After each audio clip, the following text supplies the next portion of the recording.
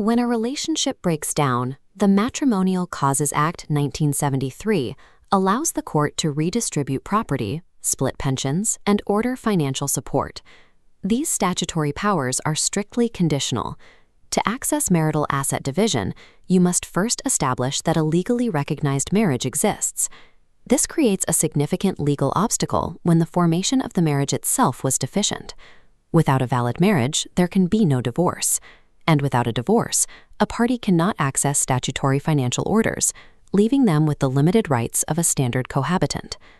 To address these flawed ceremonies, family law provides an alternative legal mechanism, the nullity order. Securing an order of nullity serves as the jurisdictional requirement for statutory financial protection.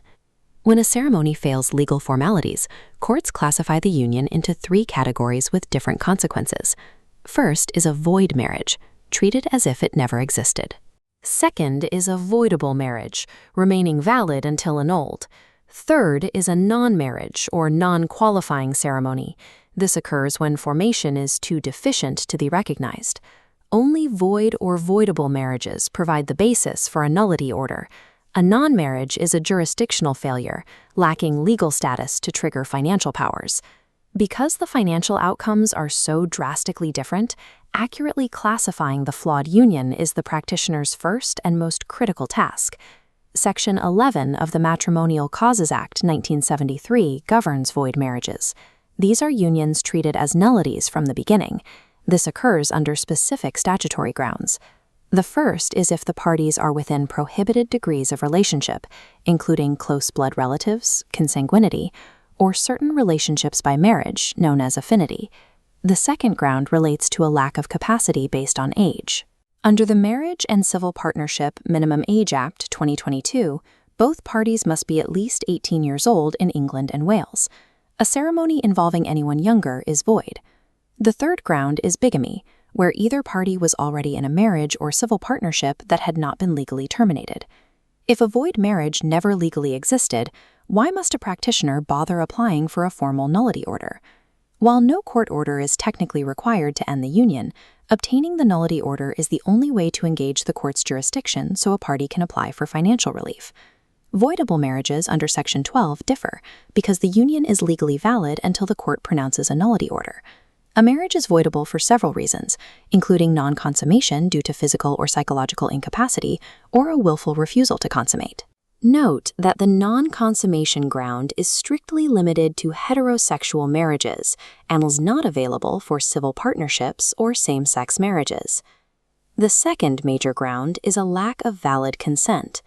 Consent is absent if it was obtained under duress, as in the forced marriage case of Hirani v. Hirani, or through a mistake about the nature of the ceremony, as established in Mehta v. Mehta.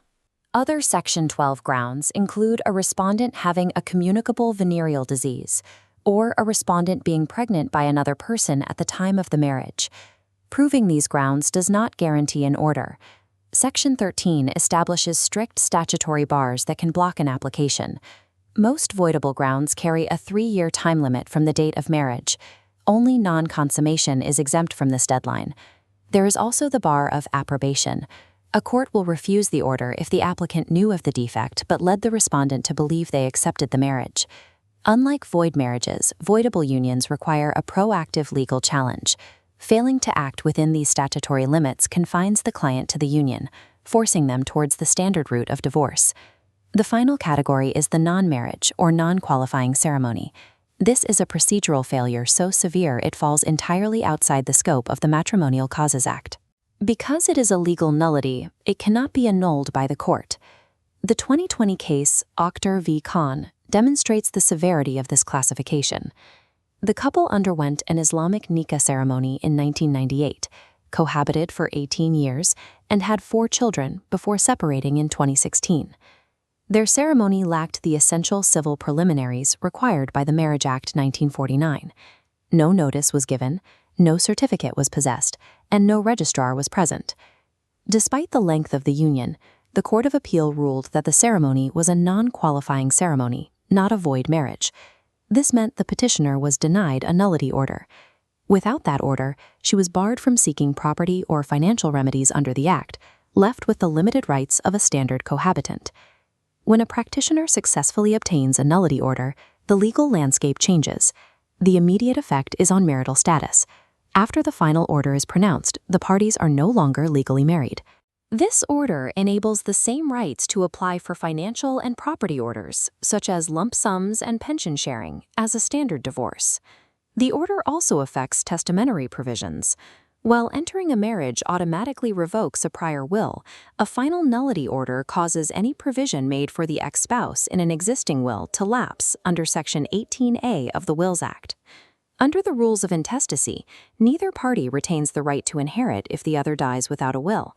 However, either party may still bring a financial claim against the other's estate as a former spouse under the Inheritance Act 1975.